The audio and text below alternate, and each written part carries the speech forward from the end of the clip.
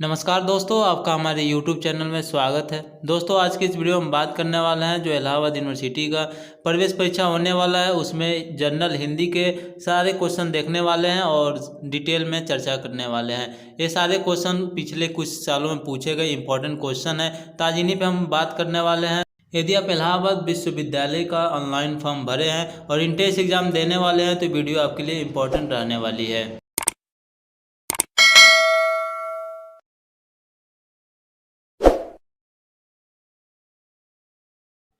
इलाहाबाद विश्वविद्यालय में सभी अंडर ग्रेजुएट कोर्स जैसे BA, BSc, BCom and other जितने भी अंडर ग्रेजुएट कोर्स हैं उसमें हिंदी से 25 क्वेश्चन पूछे जाते हैं और एक क्वेश्चन 2 मार्क्स का होता है, यानी 50 नंबर का आपका हिंदी से आता है। हिंदी या इंग्लिश में से दोनों में से कोई एक सेक्शन आपको करना होता है। तो पहला क्वेश्चन देख लेते हैं, पद्मावत के रचयिता कौन है? इसका सही आंसर मलिक मोहम्मद जायसी होगा। पद्मावत एक सूफी परंपरा महाकाव्य है जो 1540 ईस्वी में लिखा गया था। हिंदी साहित्य का स्वर्ण युग किसे कहा जाता है? इसका सही आंसर भक्तिकाल होगा। भक्तिकाल का कार्यावधि 1375 से 1700 संवत है। भक्तिकाल को हिंदी साहित्य का स्वर्ण युग इसलिए कहा जाता है क्योंकि साहित्य और भक्ति भावना दोनों दृष्टियों से रस, छंद, अलंकार, भाव इन सब दृष्टियों से बहुत ही महत्वपूर्ण रहा है। अगला क्वेश्चन, रामचंद्रिका के रचनाकार हैं? इसका सही आंसर चौथा होगा, केशवदास। केशवदास रीतिकाल के कवि थे और इनकी अन्य रचनाएं कवि प्रिय और रसिक प्रिय है। ये सारे क्वेश्चन जितना मैं बताऊंगा ये किसी न किसी एग्जाम में पूछे गए क्वेश्चन है और बहुत ही इम्पोर्टेंट है। अगला क्वेश्चन, विनय पत्रिका किसकी रचना है? इसका सही आंसर तुलसीदास होंगे। विनय पत्रिका ब्रज भाषा में लिखी गई है और ये भगवान राम के लिए पूरी तरह से समर्पित है। बीजक के रचनाकार कौन है? बीजक कबीरदास द्वारा लिखी गई एक काव्य है जिसमें सभी मूल सिद्धांतों का वर्णन किया गया है। कबीरदास भक्तिकाल के कवि थे और इसका सही आंसर कबीरदास होगा। इनमें से कौन अष्टछाप का कवि नहीं है? अष्टछाप कवि में 8 कवियों का समूह है जिसमें से 8 कवि क्रमशः सूरदास, परमानंद दास, कुंभन दास, चतुर्बुद्ध दास, चित स्वामी, नंद दास, कृष्णदास, गोविंद स्वामी, ये 8 कवि थे और इसका सही आंसर होगा रसखान। हिंदी का सर्वप्रथम प्रकाशित पत्र माना जाता है? उदंत मार्तंड को हिंदी का सर्वप्रथम प्रकाशित पत्र माना जाता है और एक साप्ताहिक पत्र था जो कलकत्ता से प्रकाशित होता था।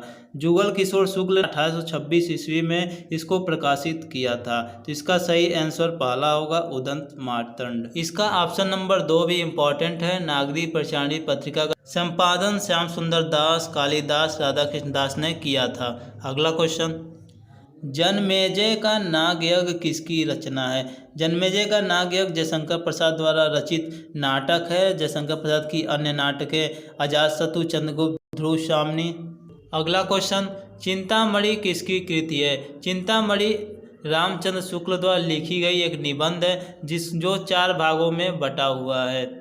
इनमें से कौन भक्ति काल का कवि नहीं है? ऑप्शन पहला है दीनदयाल गिरी, कबीरदास, नंददास, सूरदास। इसका सही आंसर दीनदयाल गिरी है। भक्ति काल 2 भागों में बटा हुआ था, निर्गुण और सगुण।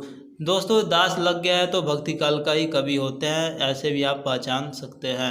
अगला क्वेश्चन, सरोज स्मृति के रचयिता हैं? सरोज स्मृति एक शोक गीत है जो सूर्यकांत त्रिपाठी निराला द्वारा लिखी गई थी। रानी केतकी की कहानी किसकी रचना है? रानी केतकी की कहानी हिंदी साहित्य का पहला गद्य भी है। इसका सही आंसर इंशा अल्लाह खां होगा। इनमें से ललित निबंधकार के रूप में किसकी प्रतिष्ठा है? ललित निबंधकार के रूप में विद्यानिवास मिश्र को जाना जाता है।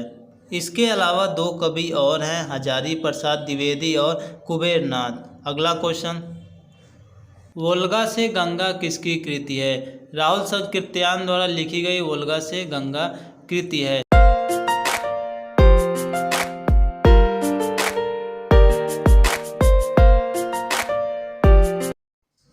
निम्नलिखित में से तद्भव शब्द कौन सा है? तद्भव का मतलब ये होता है जो डायरेक्टली संस्कृत से शब्द नहीं लिए गए। तत्सम का मतलब होता है जिनका यूज हम संस्कृत के शब्दों का ही सीधे हिंदी शब्द में करते हैं। तो यहाँ पर देख लेते हैं, नेत्र जो है संस्कृत का ही शब्द है, नासिका भी संस्कृत का शब्द है, मुख जो है वो भी संस्कृत का शब्द है, कान जो है ये तद्भव शब्द है। इनमें से तत्सम शब्द चुनिए। तत्सम शब्द का मतलब ये होता है कि जो शब्द हम हिंदी में यूज कर रहे हैं वो संस्कृत से लिया गया है।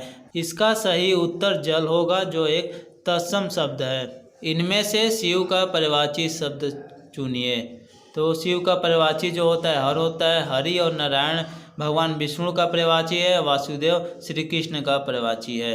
अगला क्वेश्चन, हर्ष का सही विलोमार्थक चुनिए। विलोम पूछ रहा है हर्ष का, तो हर्ष मतलब प्रसन्नता होती है, तो इसका विलोम अप्रसन्नता हो जाएगी। जिसका इलाज संभव न हो उसके लिए उपयुक्त शब्द बताना है, यानी एक शब्द में उत्तर देना है। इसका सही आंसर असाध्य हो जाएगा।